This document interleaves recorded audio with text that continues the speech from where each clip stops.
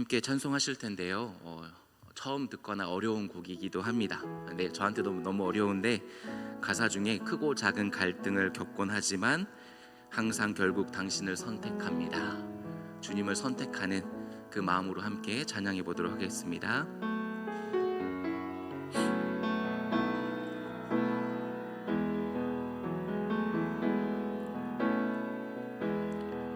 오 주님, 당신은 내 삶 구석구석까지 감찰하시며 나를 응원하시는 분,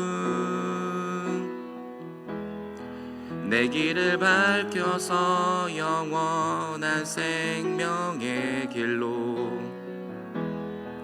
인도하시며 나를 격려하시는 분, 크고 작은 갈등을 겪곤 하지만 항상 결국 당신을 선택합니다.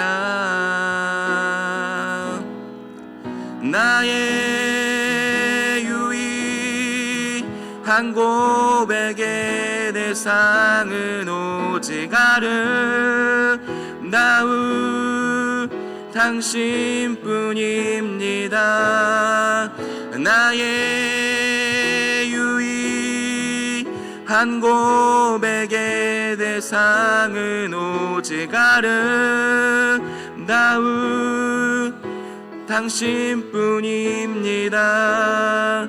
나의 예배를 받으소서, 홀로 영광을 받으소서. 주여, 나의 주여. 우리 처음부터 다시 한번 해보겠습니다. 오 주님, 당신은, 오 주님, 당신은 내 삶 구석구석까지 감찰하시며 나를 응원하시는 분, 내 길을 밝혀서 영원한 생명의 길로 인도하시며 나를 격려하시는 분, 크고 작은 갈등을 겪곤 하지만 항상 결국 당신을 선택합니다. 크고 작은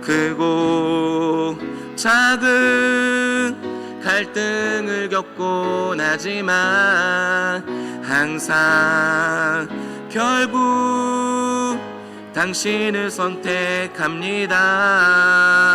아멘.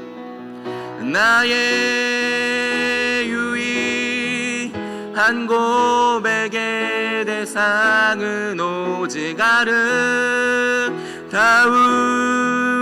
당신뿐입니다. 나의 유일한 고백의 대상은 오직 아름다운 당신뿐입니다. 나의 예배를 받으소서, 홀로 영광을 받으소서. 주여, 나의 주여. 아멘. 기도하시겠습니다. 하나님, 저희들이 인생을 살아갈 때 크고 작은 갈등을 매일 겪습니다. 그럼에도 불구하고 하나님의 인도하심으로, 하나님의 사랑으로 항상 결국 주님을 선택하는 인생이 되기를 원하오니 하나님 붙잡아 주시옵소서. 많은 갈등 속에서 주님을 선택하기 원합니다. 주님을 붙잡기 원합니다. 오직 주님만을 예배하는 예배자 되기를 원하오니 우리의 예배를 받아 주시옵소서. 예수 그리스도의 이름으로 기도합니다. 아멘. 할렐루야. 아멘. 네. 오늘 제목은 미리 결정하라 라는 제목으로 하나님의 말씀 같이 나누겠습니다. 제목이 참 멋있지 않습니까? 미리 결정하라. 네, 제가 만든 제목은 아니고요, 책 제목입니다. 책 제목 중에 미리 결정하라는 책이 있었고 저희 어머니께서 한번 읽어봐라, 괜찮다라고 추천해줘서 읽다가 받은 은혜가 있어서 함께 나누고자 미리 결정하라, 그 책을 내용을 중심으로 함께 은혜 나눠보고자 합니다. 그래서 이 미리 결정하라라는 책을 한번 읽어봐도 좋으리라고 생각을 합니다. 저 여러분이 미리 결정하여서 주님의 뜻을 선택하고 주님의 뜻대로 살아갈 수 있는 저 여러분이 될 수 있기를 축복합니다. 우리들은 수많은 결정들을 하면서 살아가야 합니다. 책에서는 하루에 약 3만 5천 가지 정도 결정을 해야 된다고 합니다. 그게 몇만 가지의 결정을 해야 된다라는 것이죠. 몇 시에 일어날까? 5분만 더 잘까? 아침을 먹을까 말까? 반찬은 무엇을 할까? 설거지는 하고 갈까? 나중에 갔다 와서 할까? 옷은 뭐 입고 구두는 뭐 신을까? 누구를 만나서 어떤 이야기를 할까? 우산을 챙겨갈까 말까? 이렇게 수도 없는 많은 결정들을 해야 합니다. 이렇게 매일 3만 5천 가지 정도의 결정을 해야 되는 것은 매우 어려운 일입니다. 저도 아이가 태어나고 나서 결정들이 더 어려워진 것을 느낍니다. 아이들을 데리고 어디를 가야 될까? 데리고 가면 아이들이 좋아할까? 그곳에서는 맵지 않은 식당이 있어서 아이들을 먹일 수 있는 곳이 있을까? 너무 힘든 여정이어서 막내가 힘들어하지 않을까? 이런 고민들을 많이 하게 됩니다. 이렇게 고민을 하다 보면 출발하기도 전에 아주 가끔은 녹초가 되기도 합니다. 이만큼 결정이 어렵다라는 거죠. 분석마비라는 말이 있습니다. 이 뜻은 여러 가지 선택지 중에 그릇된 선택을 할까봐 두려움에 사로잡힌다라는 뜻입니다. 이걸로 해야 될까? 저걸로 해야 될까? 뭐가 좋을까? 고민하다가 혹시 잘못 선택하면 어떡하지? 라는 그 두려움이 사로잡히는 게 분석마비다라는 거죠. 두려움에 사로잡히게 되는 겁니다. 오늘 우리는 몇만 가지의 일을 결정해야 될 때 두려움에 사로잡힐 수 있는 삶을 살아갑니다. 그래서 회사 CEO들, 최고 경영자들은 수많은 결정들을 해야 합니다.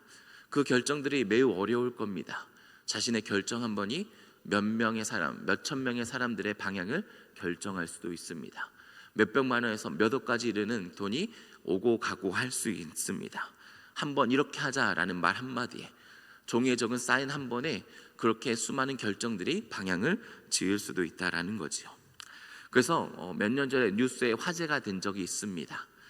미국의 최고의 경영자들이 매일 똑같은 옷을 입는다라는 뉴스 한 번씩은 보셨을 겁니다. 회색 옷을 입고 청바지를 입고 매일 똑같은 신발을 신습니다. 왜 그랬을까요?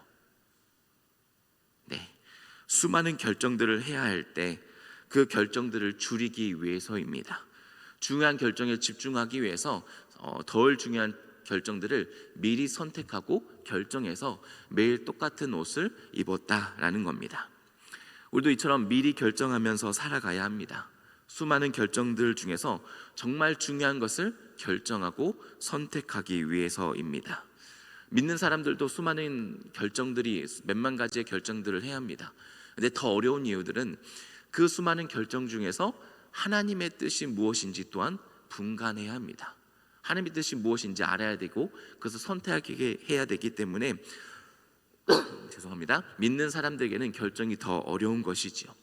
그래서 우리들은 미리 결정을 해서 그 모든 결정 속에서 예수님을 선택해야 하는 겁니다. 하나님의 뜻을 선택해야 되는 겁니다. 크고 작은 갈등들 속에서 주님을 선택해서 예배자의 삶을 살아가기 위해서 오늘 우리가 미리 결정하자라는 겁니다. 루시 남편이 죽습니다. 그리고 시어머니가 자기의 고향으로 돌아가려고 합니다. 그때 두 며느리를 향해서 너의 어머니의 집으로 돌아가라 라고 말을 합니다. 그렇게 눈물을 흘리는 동시에 룻의 동서는 시어머니에게 입을 맞추고 돌아갑니다. 그런데도 룻은 나오미를 따라서 따라갑니다. 가다가 다시 나오미가 룻에게 말을 합니다. 너의 고향으로 돌아가라. 그럴 때에 룻은 어머니에게 말을 합니다. 어머니의 백성이 나의 백성이 되고 어머니 하나님이 나의 하나님이 될 것입니다.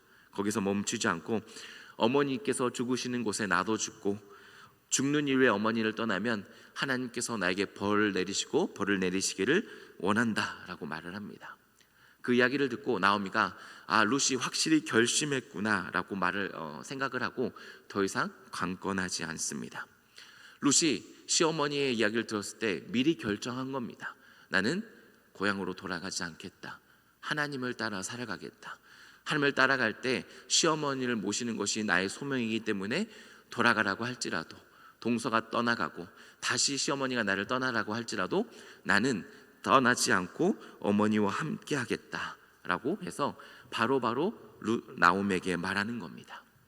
오늘 우리도 인생을 살아갈 때 룻처럼 미리 결정하면서 말을 해야 하는 겁니다. 예수님을 선택하고 하나님의 뜻을 선택하고 하나님을 따르겠습니다 라고 미리 결정하는 것이죠. 그럼을 통해서 룻처럼 하나님께서 모든 것이 합력하여 선을 이루어 가실 줄 믿습니다. 이 책의 저자는 걱정이 밀려오면 베드로전서 5장 7절의 말씀을 보고 따르겠다, 생각하겠다라고 미리 결정합니다. 염려가 왔을 때 염려를 다 주께 맡기겠다, 그리고 돌보심을 기다리겠다라고 미리 결정하면서 염려가 올 때마다 하나님 말씀을 보고 염려를 맡겨야지라고 하는 삶을 살아갑니다. 저는 이 책을 읽고 나서 매일 아침에 눈을 떴을 때 하나님과 약속을 지켜야지 하는 미리 결정하면서 살아갑니다. 하나님과 약속한 말씀 오늘 읽어야지, 하나님과 약속한 기도 시간 오늘 꼭 지켜야지, 하나님과 약속한 금식 지금도 못 지키고 있지만 앞으로 지켜나가야지 결정을 하면서 살아갑니다. 여러분은 어떤 결정을 하면서 살아가고 계십니까? 오늘은 무슨 것을 미리 결정하면서 살아가고 계십니까? 레오 달리오라는 사람이 원칙이란 책에서 이렇게 말을 합니다. 제가 읽어드리겠습니다. 원칙이 없으면 인생이 우리에게 던지는 모든 상황에서 개별적으로 반응해야 한다. 마치 그 상황 하나하나를 우리가 난생 처음 경험하는 것처럼 말이다. 원칙은 의사결정을 단순화하는 동시에 개선 방식이다. 그렇게 하면 우리가 내려야 할 결정의 숫자가 줄어들어 훨씬 더 나은 결정을 할 수 있게 된다. 원칙을 세워야 의사결정에 단순화할 수 있다고 말을 합니다. 다시 말해보면 미리 결정을 해야 정말 중요한 결정을 선택하고 집중할 수 있다라는 말이지요. 우리가 미리 예수님께 집중을 하고 미리 하나님의 뜻을 결정해야 그 하나님의 뜻에 집중하고 그대로 살아갈 수 있다라는 겁니다. 그렇다면 오늘 우리는 무엇을 미리 결정해야 될지 세 가지로 함께 나눠보겠습니다. 첫 번째로는 하나님께로 충성하기로 미리 결정해야 합니다. 저 여러분이 하나님께 충성할 수 있기를 미리 결정할 수 있는 삶이 될 수 있기를 바랍니다. 하나님께 충성하면서 살아가십니까? 충성이란 뜻을 여러 가지로 생각해 볼 수 있겠지만 오늘 나눌 한 가지는 내게 주신 것들을 잘 관리하고 감사하는 겁니다. 내게 육신의 몸을 주셨다면 그 몸을 잘 관리하는 겁니다. 무조건 건강하게 지켜야 된다라는 말이 아닙니다. 아프면 아픈 대로 더 예배를 드릴 수 있는 그 건강한 컨디션을 위해서 우리는 나에게 주신 몸을 잘 관리하는 겁니다. 내게 구역을 주셨다면 그 구역을 잘 관리하고 감사하는 겁니다. 서로 안부를 묻고 기도를 하고 서로 모이기에 힘쓰는 겁니다. 내게 주님의 몸된 교회 시온성 교회를 허락하셨다면 그 교회를 위해 기도하고 봉사하고 헌신하는 겁니다. 내게 또한 가정을 허락하고 주셨다면 그 가정을 축복하고 사랑하면서 주님을 따르는 가정이 되도록 섬기는 것이 주님 앞에서 충성입니다. 몸이 아프면 불평이 나올까요? 감사가 나올까요? 네. 구역 예배를 드릴 때, 구역이 모여 있을 때 불평하는 사람이 한 명도 없을까요? 네, 이 대답은 너무 빨리 나오신 것 같습니다. 네, 몸이 아프면 불평이 나올 수도 있습니다. 구역이 모였을 때 불평하는 사람이 있을 수도 있습니다. 교회 가정에서 시기와 질투를 하는 사람이 있을 수 있습니다. 그런데 우리는 하나님께서 내게 주신 것에 충성해서 불평보다는 감사를 하면서 살아가려고 하고 시기가 있을 때마다 그 사람을 축복하려고 노력하는 것이 하나님 앞에서 충성이다라는 겁니다. 오늘 우리에게 주신 몸과 구역과 교회와 가정에서 불평 대신 감사가, 시기 대신 축복이 넘치길 수 있기를 바랍니다. 주님께서 충성하기로 미리 결정한 저 여러분을 통해서 불평 대신 감사가 나타나고 시기 대신 질투 대신 서로 축복하는 귀한 충성하는 삶이 될 수 있기를 축복합니다. 그렇다면 충성이 저절로 이루어질까요? 우리가 삶을 살아가다가 어쩌다가 충성스러운 하루를 보낼 수는 있습니다. 날씨가 너무 좋아서 아이들을 사랑하는 마음으로 아이들과 함께 놀러 나갈 수도 있습니다. 너무 감동이 하루가 지나게 와서 기도실에 들어갈 수도 있습니다. 그런데 충성은 어쩌다가 이루어지는 것이 아니라 의식적인 노력으로 하는 게 충성입니다. 몸이 아파서 불평이 자꾸 나오려고 할 때도 은혜를 찾으려고 하는 게 충성입니다. 그래서 바울이 고백하는 것처럼 내 은혜가 내게 족하다라고 고백을 찾는 것이 바로 충성입니다. 공동체에서 시기와 질투가 일어나도 자꾸 의식적으로 축복하려는 것이 바로 노력, 충성입니다. 미워도 다시 한번 생각해 보는 겁니다. 화가 나도 다시 한번 숨을 쉬우면서 주님의 이름으로 축복합니다, 기도합니다 하는 것이 의식적으로 노력하는 것이고, 그게 바로 충성입니다. 불평을 감사로, 시기를 축복하는 게, 그렇게 충성하면서 살아가는 게 쉬울까요? 어려울 겁니다. 막 마음에서 불이 나고 화가 납니다. 그런데도 감사하는 것은 쉽지 않을 겁니다. 불평거리밖에 보이지 않는데 감사를 찾는 것은 쉽지 않습니다. 보면 미운 사람을 향해서 축복하는 것은 결코 쉬운 일이 아닐 겁니다. 이것은 사람이 할 수 있는 일이 아니다라는 것입니다. 충성은 자신의 의지로, 자신의 노력으로 할 수 있는 게 아니라 하나님을 신뢰함으로 하는 것이다라는 것이죠. 충성은 내 의지로 하는 것이 아니라 하나님을 신뢰함으로 하는 것이 충성입니다. 그다음에 하나님을 신뢰하는 법을 어떻게 배울 수 있을까요? 다니엘이 사자굴에 들어갔을 때 하나님을 신뢰하는 법을 배웠을까요? 사자가 입을 크게 벌렸을 때 하나님을 신뢰하는 법을 배우겠다라고 할 수 있었을까요? 그것이 아니라 다니엘은 사자굴에 들어가기 전에 하던 대로 하루에 3번씩 창문을 열고 무릎을 꿇고 기도함을 통해서 하나님을 신뢰하는 법을 배워나가는 것이었습니다. 다니엘은 사자굴에 들어가기 전에 꾸준히 기도했습니다. 왕의 조서에 도장이 찍힌 것을 알고도 자기 집에 들어가서 하던 대로 무릎을 꿇고 기도합니다. 기도하면서 불평하는 것이 아니었습니다. 하나님, 기도하는데 왜 이렇게 힘들게 합니까? 이곳에서 어려워서 힘든 삶을 하는데도 왜 기도까지 못하게 이런 어려운 상황을 허락하십니까? 라고 불평하는 것이 아니라 성경은 기도하면서 감사했다라고 고백하고 있습니다. 그 꾸준함이 사자굴에서도 하나님을 신뢰하는 다니엘로 서 있게 했다라는 것입니다. 하나님께 충성했을 때 하나님께서 천사를 통해 사자 입을 막으신 겁니다. 사자굴에서 하나님을 향한 믿음은 전에 하던 대로 꾸준하면서 나왔다라는 말이지요. 주님 앞에서 꾸준함이 충성이다라는 말입니다. 꾸준함은 완벽함과 다릅니다. 완벽주의는 완벽함을 이루기 위해서 살아갑니다. 근데 한번 실패하면 자신을 낙오자로 찍어버립니다. 그래서 다시는 도전하지 않으려고 합니다. 근데 꾸준함은 실패를 인정합니다. 실패할 수 있지. 실패한 자신에게 은혜를 베풀고 다시 도전하려고 합니다.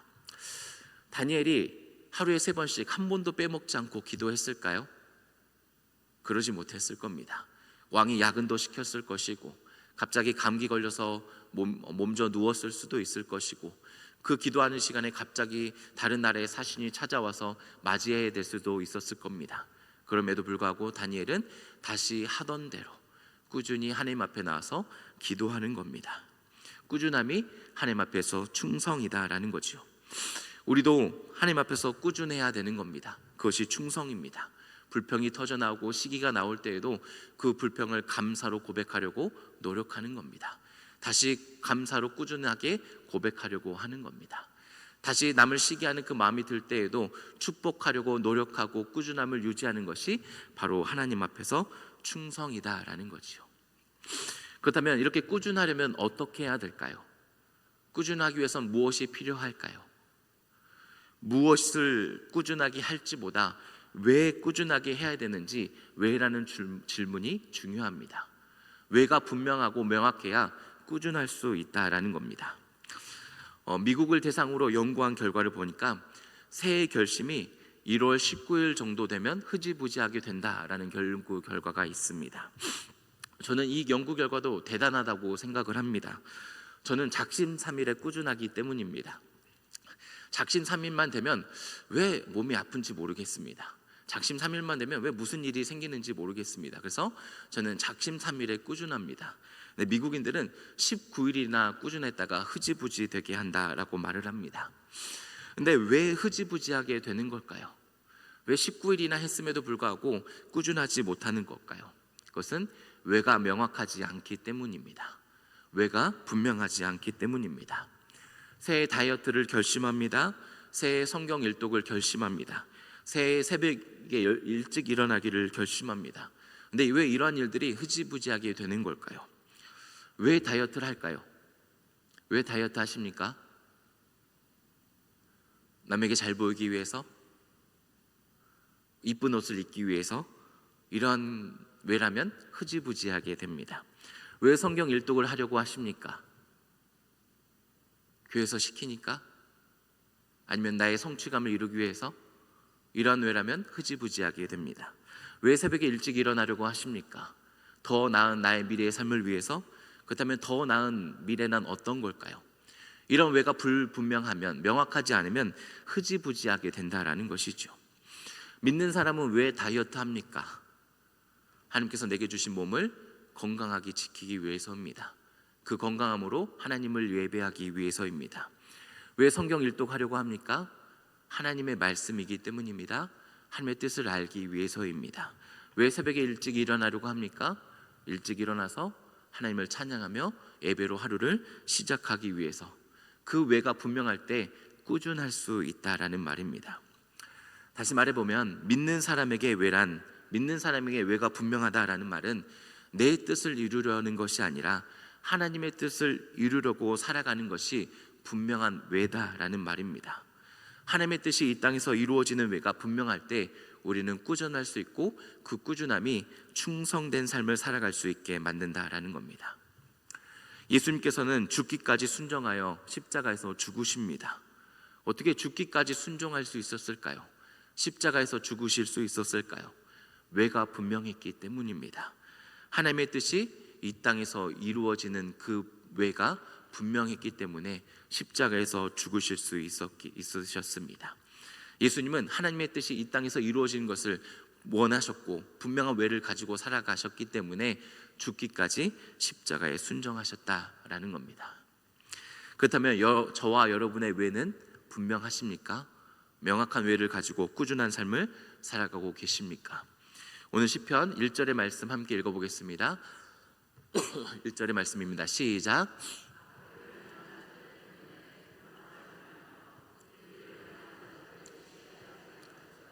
아멘. 하나님께 충성하는 저 여러분이 될 수 있기를 바랍니다. 불평이 감사로 나올 수 있기를 바라고 시기가 아닌 축복을 전하는 사람이 될 수 있기를 바랍니다. 그것이 충성입니다. 하나님 앞에서 꾸준함이, 그리고 왜를 질문하면서 기도하면서 살아가는 것이 충성입니다. 그렇게 믿는 사람이 왜를 질문할 때 믿는 사람의 왜는 하나님의 뜻이 이 땅에서 이루어지는 겁니다. 내 뜻을 이루는 것이 아니라 하나님의 뜻에 분명히 왜라는 것을 분명해질 때 우리는 꾸준할 수 있고 하나님 앞에서 충성한 삶을 살아갈 수 있게 됩니다. 오늘 우리가 하나님 앞에서 왜를 기도하고 그 분명한 왜를 통해서 하나님 앞에서 충성된 삶을 살아갈 수 있기를 축복합니다. 그다음 둘째로는 후히 베푸기를 미리 결정하는 겁니다. 여러분은 후히 베푸기를 결심하면서 계획하면서 살아가고 계십니까? 사도행전 20장 35절의 말씀 함께 읽어보겠습니다. 시작. 범사에 여러분에게 모범을 또 주 예수께서 친히 말씀하신 바 주는 것이 받는 것보다 복이 있다 하심을 기억하여야 할지니라. 아멘. 주는 것이 받는 것보다 복됨을 믿으십니까? 아멘. 그래서 주는 삶을 살아가고 계십니까? 네, 아멘. 그래서 우리는 후히 베푸는 삶을 살아가야 합니다. 또 연구 결과를 살펴보니까 돈을 기부한 사람이 기부하지 않는 사람보다 매우 행복하다 말할 가능성이 43%나 높다라고 연구 결과가 있습니다. 또 돈을 나누어 주는 사람이 그렇지 않은 사람보다 너무 슬퍼서 무력감을 느낀다고 말할 가능성이 34% 낮다고 합니다. 또 절망감도 64%더 낮다고 합니다. 이 연구 결과를 보면서 생각이 드는 건 아무리 가져도 아무리 채워줘도 허무함과 공허함은 어쩔 수 없구나. 우리의 사람의 욕망은 채워지지 않는 거구나. 생명이 없기 때문에 그러는 것이 아닐까라는 생각을 해봅니다. 계속해서 또 연구 결과에서 자원봉사를 한 사람이 하지 않는 사람보다 매우 행복하다 말할 가능성이 42%나 더 높다라고 합니다. 이런 연구 결과를 토대로 살펴보면 받는 것보다 주는 것이 더 복되다는 사실을 분명히 알 수 있습니다. 왜 그럴까요? 왜 받는 것보다 주는 것이 더 복됨을 고백하고 있는 걸까요? 후히 베풀기 위해서 의식하면서 노력하는 삶은 순간을 넘어서 영원을 살아가는 삶이기 때문입니다. 우리는 이 땅에서 영원히 살아가는 삶이 아닙니다. 우리는 영원한 하나님의 나라를 바라보면서 그 나라를 살아가기 위해서 살아갑니다. 우리는 영원을 살아가는 사람들입니다. 그러기에 베풀면서 살아갑니다. 영혼을 살아가기 때문에 손에 쥔 것을 피면서 나눠주는 겁니다. 그 모습들이 다 영혼을 살아가는 하나님의 나라를 살아가는 모습들입니다. 저 여러분이 후히 베푸기를 결심하면서 그리고 실천하면서 잠깐 이 땅에서 살아가는 삶이 아니라 영원한 천국을 살아가는 주님의 백성 될 수 있기를 축복합니다. 그렇다면 후히 베푸는 것은 돈이 많을 때 가능할까요? 적을 때 가능할까요? 네, 후히 베푸는 것은 돈이 많고 적음을 떠나서 돈의 문제가 아니라 마음의 문제입니다. 내 마음이 넉넉할 때 후히 베풀 수 있다라는 겁니다. 돈이 넉넉한다고 후히 베푸는 삶을 살아갈까요? 누가복음 12장에 보면 예수님께서 비유로 말씀을 하십니다. 한 부자가 풍년이 듭니다. 수많은 곡식을 얻습니다. 그래서 풍년이 들어서 이 부자는 어떻게 했을까요?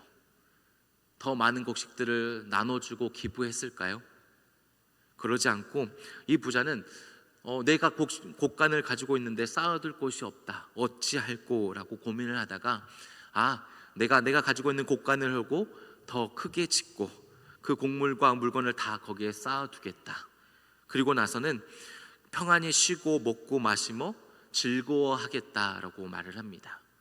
이 부자는 풍년이 들어서 곡간을 더 늘려서 더 쌓아서 내 영혼아 쉬고 먹고 즐거워 평안히 누리자라고 고백하는 겁니다. 부자가 된다고 해서 물질이 많아진다고 해서 후히 베푸는 삶을 살아갈 수 있는 게 아닙니다. 돈이 많고 적고 그것을 떠나서 후히 베푸는 삶을 배워야 우리는 후히 베푸는 삶을 살아갈 수 있게 됩니다. 내가 가지고 있는 소유의 양이 아니라 마음의 크기인 겁니다. 오늘 저 여러분이 하나님께서 마음의 크기를 넓혀주심을 통해서 넉넉한 마음을 주심을 통해서 후히 베푸는 삶이 될 수 있기를 바랍니다. 기부와 후하게 베품은 다른 겁니다. 기부는 도움이 필요한 사람이 있을 때 나타났을 때 기부합니다. 그런데 후하게 베푸는 것은 어려운 사람을 봐서 죄책감이 들고 어떤 불쌍히 여김을 들어서 주는 게 아닙니다. 후하게 베푸는다라는 것은 미리 계획하고 실천하는 겁니다. 이사야 32장 8절의 말씀 함께 읽어보겠습니다. 이사야 32장 8절입니다. 시작. 존귀한 자는 존귀한 일을 계획하나니 그는 항상 존귀한 일에 서리라. 아멘. 그래서 존귀한이라는 의미는 기꺼이 하다, 자원하는 사람을 의미합니다. 이 두 번째 주제 후히 베풀다와 연결해 보면 기꺼이 베풀고 자원해서 후히 베푸는 사람은 후히 베푸는 일을 계획하나니 그는 후히 베푸는 일에 굳게 서게 된다. 하나님께서 굳게 서게 하신다라고 말씀하는 겁니다. 후히 베푼다라는 것은 내가 계획하고 베푸는 삶을 말을 하고 그렇게 베풀 때 하나님께서 후히 베푸는 일에 굳게 서게 하신다라는 겁니다. 성경 우리에게 후히 베푸는 삶을 살아가라 라고 말씀합니다. 속옷을 달라고 하면 무엇까지 주어야 할까요? 겉옷까지 줘야 합니다.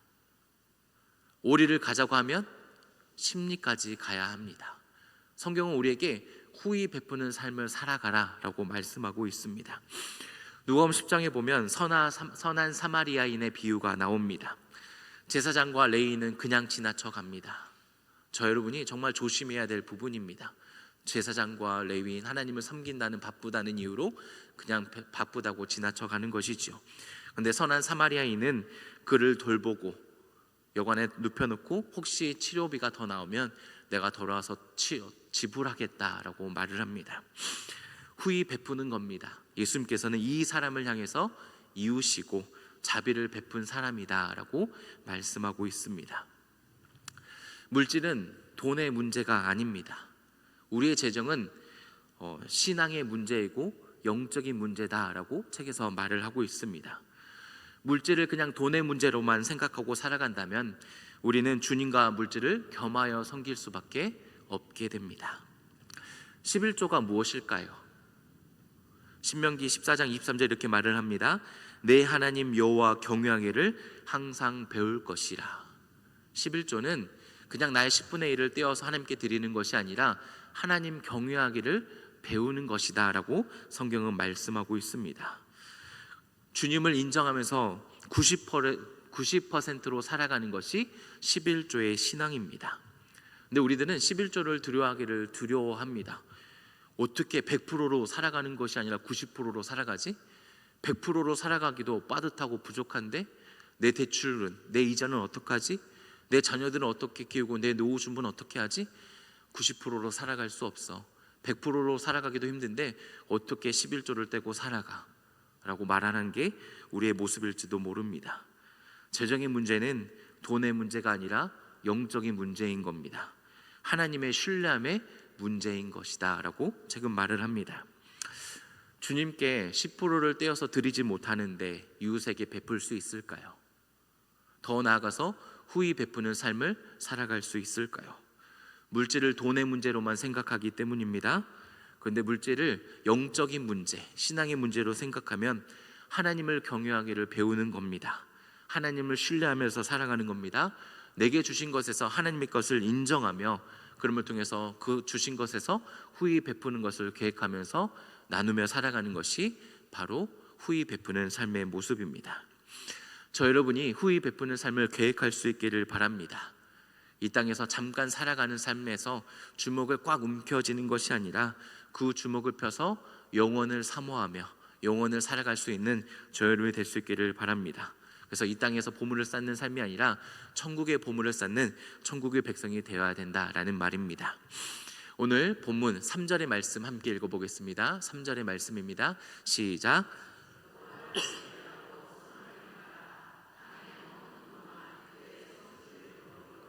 삼을 지어다. 아멘. 선을 행하라 라고 말씀합니다. 선한 분은 우리 하나님 한 분일 줄 믿습니다. 그 선한 하나님께서 무엇을 행하셨습니까? 천지를 창조하시고 후하게 베푸셨습니다. 사랑도 베푸셨고 용서도 베푸셨고 자비도 긍휼도 베푸셨습니다. 물질도, 그리고 아들을 내어주시기까지 생명도 베푸시고 나눠주셨습니다. 주님처럼 우리도 그렇게 후하게 베푸는 삶을 살아가면 이 땅에서 그의 성실을 먹을거리로 삼을지어다 라고 성경 우리에게 선포하고 있습니다. 정말 놀라운 말씀 아닙니까? 주님의 성실을 먹을거리로 삼는 자다라고 말씀하고 있습니다. 저 여러분이 주님의 성실을 먹는 자 될 수 있기를 바랍니다. 영적인 꼴을 먹을 수 있는 자들이 되기를 바랍니다. 이 땅의 이 땅의 육적인 양식으로만 만족하는 삶이 아니라 후히 베푸는 삶을 통해서 주님의 성실을 꼴로 먹으며 영육간의 강건함을 누리는 주님의 백성 되기를 주님의 이름으로 축복합니다. 마지막으로 유혹을 멀리하면서 하나님의 손에 맡겨두기를 미리 결정하면서 살아가야 합니다. 유혹을 멀리하면서 살아가려고 하십니까? 그리고 하나님의 손에 맡겨드리려고 살아가고 계십니까? 죄를 지으려고 하는 사람이 있을까요? 일부러 죄를 지으려는 사람은 거의 없을 겁니다. 그럼에도 불구하고 우리는 결국에는 죄를 짓는 삶을 살아갑니다. 왜 그럴까요? 자신의 인생을 마치려고 계획하는 사람이 있을까요? 거의 없을 겁니다. 그럼에도 불구하고 자신의 삶이 망가지고 무너지는 삶을 살아갑니다. 왜 그럴까요? 원칙을 세우고 미리 결정하는 사람이 거의 없기 때문입니다. 유혹을 멀리해야겠다, 나는 그 유혹에서 멀리 떨어져야겠다, 그리고 하나님의 손에 맡겨드려야겠다라고 미리 결정하는 사람이 거의 없기 때문입니다. 우리는 유혹에 강하지 못합니다. 약한 삶을 살아갑니다. 혹시 여러분은 유혹에 강하십니까? 유혹 와봐라, 난 다 물리칠 수 있다 라고 하는 삶을 살아가십니까? 우리는 유혹에 강하지 못한 삶을 살아갑니다. 뱀이 아담과 하와를 유혹합니다. 보니까 먹음직도 하고 보암직도 하고 지혜롭게 할 만큼 탐스럽게도 합니다. 어떤 사람이 먹음직도 하고 보암직도 하고 탐스러운 그 유혹을 물리칠 수 있을까요? 예수님께서 광야에서 시험을 받으십니다. 40일을 금식하신 후에 돌덩어리로 떡이 되라고 시험 유혹을 합니다. 얼마나 배고팠을까요? 그리고 뛰어내려라, 그리고 기적을 체험하게 해주겠다라고 유혹을 합니다. 너가 나에게 절을 하면 이 천하만국을 너에게 주겠다라고 유혹을 합니다. 이 유혹을 물리칠 수 있는 사람이 있을까요? 사람의 인간적인 기본 욕구를 가지고 유혹을 합니다. 그리고 기적을 체험해 주겠다고 유혹을 합니다. 천하만국의 모든 것을 주겠다라고 유혹을 합니다. 먹음직도 보암직도 탐스럽게도 보이는 유혹을 우리는 물리칠 수 없을 겁니다. 우리 인생을 살아가면서, 믿음의 삶을 살아가면서 매일같이 유혹이 찾아옵니다. 그런데 이런 유혹을 멀리하면서 하나님께로 맡기기로 미리 결정하면서 살아가고 계십니까? 거짓말하는 유혹, 사람을 뒷담화하는 유혹, 화부터 내면서 말하는 유혹, 이런 수많은 유혹들 속에서 그 유혹을 멀리하면서 하나님의 손에 맡기려고 하십니까? 사람들은 그렇지 않고 자신의 의지력을 신뢰하면서 살아가려고 합니다. 나 할 수 있을 거야. 그때 오면, 그때 생각하면서 그때 힘을 내면 물리칠 수 있겠지, 화 안 낼 수 있겠지, 그 거짓말 안 할 수 있겠지, 나는 할 수 있을 거야 라고 하나님께 맡기려기보다는 자신을 의지하면서 자신의 의지력을 신뢰하려 한다라는 말입니다. 다윗이 성벽을 거닐다가 목욕하는 밧세바를 봅니다. 다윗이 의지력이 약해서 유혹에 넘어간 걸까요? 하나님의 임재를 경험하며 기적을 체험하고 수많은 은혜를 붙잡고 살아간 다윗입니다. 그런데 유혹에 넘어갑니다. 자신의 의지력으로는 유혹을 이겨낼 수 없는 겁니다. 그래서 하나님께 맡기는 삶을 살아가야 합니다. 하나님, 저는 유혹에 약합니다. 유혹에 넘어지기도 하고 오늘도 무너지기도 합니다. 주님 손에 맡겨드리오니 주님 지켜주시고 도와주시고 인도하여 주시옵소서라고 맡기는 삶을 살아가야 된다라는 거죠. 여러분은 나의 의지력을 의지하는 게 아니라 하나님께 맡겨드리며 살아가고 계십니까? 요셉은 하나님의 손에 맡기기로 미리 결정하면서 살아갑니다. 요셉이 특별히 유혹에 강한 사람이었을까요? 하나님께서 요셉을 창조하시면서 유혹에 강한 어떠한 요소를 더 많이 넣어주셨을까요? 어떤 남자가 여자가 유혹하는데 넘어가지 않을 자신이 있을까요? 다 유혹에 약할 겁니다. 어려웠을 겁니다. 그럼에도 불구하고 보디발의 아내가 요셉을 유혹할 때 그 자리를 떠날 수 있었던 이유는 요셉은 하나님의 손에 맡겨드리기로 미리 결정하면서 살아갔기 때문입니다. 어떤 유혹이 와도 그 유혹을 멀리하면서 하나님의 손에 맡겨드리겠다, 나는 유혹에 약하오니 하나님 손에 맡기면서 인생을 살아가겠다라고 미리 결정했기 때문에 그 자리를 떠날 수 있었던 겁니다. 그 미리 결정한 것이 자신의 앞날에 어떤 어려움이 닥칠지 모르지만 그럼에도 불구하고 주님 손에 맡겨드리는, 수많은 갈등 속에서 하나님의 손을 선택하면서 하나님을 선택하면서 살아갔던 겁니다. 자신의 의지력을 신뢰하는 것이 아니라 하나님 손에 맡겨드리면서 하나님을 의지하면서 살아가는 겁니다. 여러분에게는 어떠한 것이 유혹으로 다가오십니까? 어떠한 부분이 보암직도 하고 먹음직도 하고 탐스럽게 보이십니까? 그것을 멀리할 수 있기를 바랍니다. 나는 유혹을 이길 수 없는 존재임을 알고 그것을 멀리 옮겨놔야 합니다. 가까이 다가가지 않아야 합니다. 그리고 주님 손에 맡겨드려야 합니다. 주님, 유혹에 넘어질 수 있습니다. 유혹에 다가오면 무너질 수 있습니다. 하나님, 그래서 주님 손에 맡겨드리오니 주님 지켜주시고 인도하여 주시옵소서. 나의 의지력을 신뢰하는 것이 아니라 주님 손에 맡기는 삶을 살아가야 된다라는 말입니다. 그렇게 살아갈 때 하나님께서 우리의 의를 빛과 같이 공의를 정오의 빛과 같이 하신다라고 오늘은 말씀하고 있습니다. 오늘 본문의 5절, 6절의 말씀 함께 읽어보겠습니다. 5절, 6절입니다. 시작.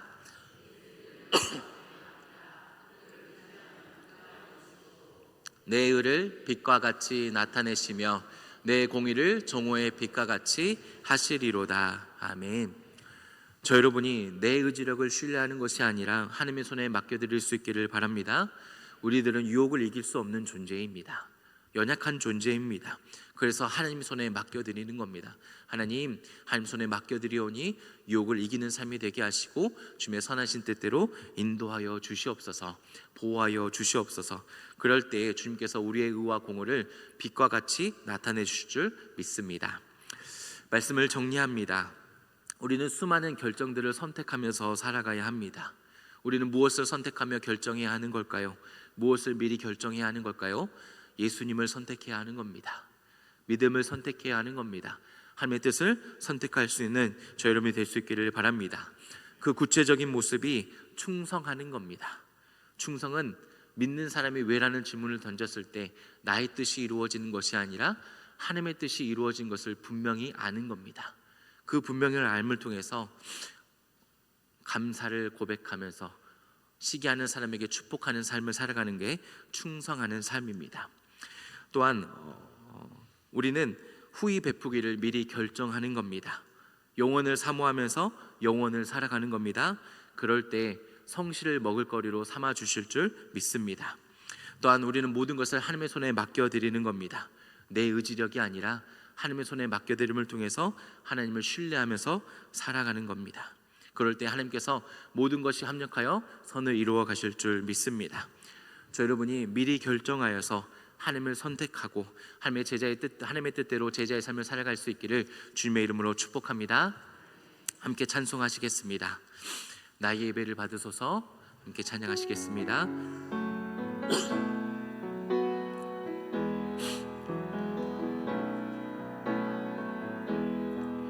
오 주님, 당신은 내 삶 구석구석까지 감찰하시며 나를 응원하시는 분, 내 길을 밝혀서 영원한 생명의 길로 인도를 격려하시는 분, 크고 작은 갈등을 겪곤 하지만 항상 결국 주님을 선택합니다.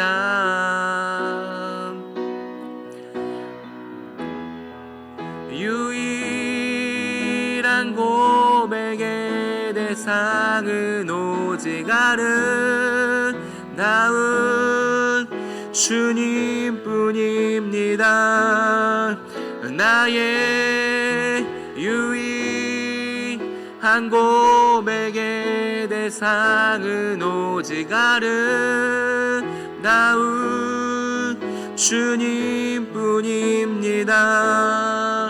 나의 예배를 받으소서, 홀로 영광을 받으소서. 주여, 나의 주여. 우리 이 시간 함께 기도하기를 원합니다. 하나님, 우리 인생 가운데 수많은 갈등을 겪곤 합니다. 그 갈등 가운데 주님을 미리 선택하고 결정하기를 원합니다. 하나님, 주님 손에 모두 맡겨드립니다. 후히 베푸기를 결정합니다. 하나님, 모든 삶 속에서 주님 앞에 충성하기를 원하오니 주님의 뜻대로 살아가게 하여 주시옵소서. 주님의 성실을 먹고 살아가게 하여 주시옵소서. 하나님의 모든 것이 섭력하여 선을 이루는 삶이 되게 하여 주시옵소서. 그 기도 제목을 가지고 함께 기도하며 나아가도록 하겠습니다. 기도하시겠습니다. 사랑의 하나님, 감사합니다. 하나님, 저희들을 불러주시고 인도하여 주심에 감사합니다. 하나님, 저희들이 수많은 갈등을 겪곤 합니다. 그럼에도 불구하고 항상 결국 주님을 선택할 수 있는 저희들 되게 하여 주시옵소서. 주님을 선택하기를 원합니다. 원합니다. 말씀을 붙잡기를 원합니다. 하나님의 뜻을 붙잡기를 원하오니 하나님 수많은 선택 가운데 주님을 선택하게 하시고 충성되게 하시고 후히 베풀게 하시고 오직 주님을 선택하며 주님께 맡겨드리는 저희들의 삶이 될 수 있도록 인도하여 주시옵소서.